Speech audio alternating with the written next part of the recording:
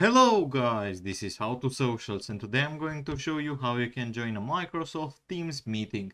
It's really easy, so let's not waste any more time and get right into it. So, once you receive the link to a meeting from someone, what you need to do is just copy it and head over to your web browser, for example Chrome in my case, and just paste it here. Once you've done that, you should be prompted to this screen. How do you want to join your Teams meeting? You can either download the Windows app, continue on this browser, or open your Teams app in the case that you already have it installed. In my case, I'm going to continue on the browser. Just click on this and it should take me to this screen here.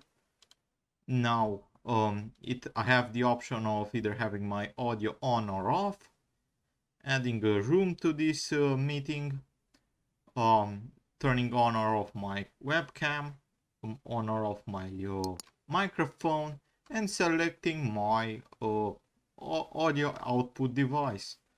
And after I've made all those settings, I just hit join now, and now I'm joined in the room.